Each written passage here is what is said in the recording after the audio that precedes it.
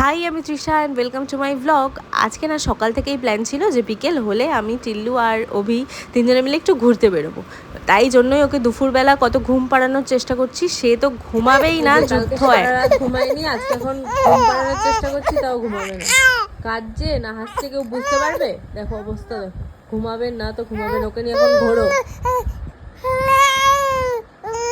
কটা বাজে জানো? এই দেখো 4টে বেজে গেছে। মহাবত যখন ঘুম পাড়াতে চাইলাম তখন তো ঘুমালো না, আর এখন বেরোবো বলে সন্ধ্যেবেলা রেডি হয়েছে, দেখো ও ঘুমিয়ে পড়েছে। এখন কিভাবে বেরোই? এই ঘুমন্ত অবস্থায় ওকে কাজল পরিয়ে জামাকাপড় পরিয়ে রেডি তো করে দিয়েছি, আর এবার আস্তে আস্তে আমিও রেডি হয়ে নিয়েছি। ওকে একটু ঘুমাতে দিই, কারণ ঘুম না হলে ও সারা রাস্তা খ্যান খ্যান করবে। সো ও ঘুমাতে থাক, ততক্ষণে আমি রেডি হয়ে যাই। রেডি হওয়ার পর টিল্লুকে উঠিয়ে দিয়েছি, আর দেখছি ওর মুডটা ভালোই আছে। ওর মুড ভালো থাকলে কি হবে, বাইরে এদিকে বৃষ্টি শুরু হয়ে গেছে।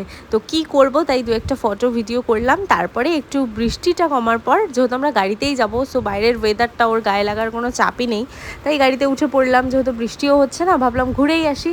আর ও বাইরে বেরোলে বাইরের পরিবেশটা এত এনজয় করে, চারিদিকে আলো দেখে, সব লোকজনকে দেখে, যে আমার দেখে মনে হয় কেন বেরোবো না ওকে নিয়ে। শুধু সবাই বারণ করবে বা বলবে এই ছোটো বাচ্চাকে নিয়ে কেন বেরিয়েছি, সেই সব নিন্দার ভয়ে ওর এত আনন্দটা আমি আটকে রাখবো না। ওর সাথে সাথে আমারও আনন্দ লাগে, সো বেরোবো তো বটেই। আর আমি যেহেতু সোশ্যাল মিডিয়ায় ব্লগ করি, সব 2 মাসের বাচ্চা 3 মাসের বাচ্চাকে নিয়ে লোকে পুরী গোয়া কত জায়গা ঘুরে আসছে, সেগুলো দেখার পর তো আমার মনে হয় যে এইটুকু তো আমি ওকে নিয়ে বেরোতেই পারি।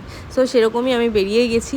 আর আজকে আমি গেছিলাম যে সোনাঝুরির হাট বলে একটা ক্যাফেতে। এটাতে আমি আর রবি মাঝে মাঝেই আসি, তোমরা অনেকেই চিনবে হয়তো, কল্যাণী রোড ধরে সোজা এলে খুব সুন্দর এই ক্যাফেটা।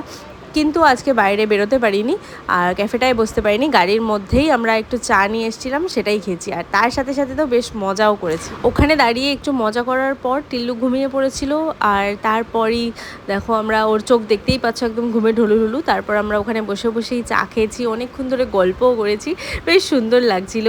ফিল করতে পারছো ডেফিনেটলি তোমরা, বাইরে বৃষ্টির ওয়েদার, গাড়িতে বসে রাস্তার মাঝখানে আমরা চা খাচ্ছি, সত্যি খুব ভালো ছিল। আর তারপর এখন বাড়ি ফেরার পালা।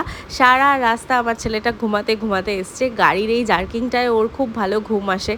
আর তারপর বাড়ি আসার পর তো দেখো ঘুম ভেঙে গেছে, আর এখন এই যে গল্প করছে দাদানের সাথে, কত গল্প।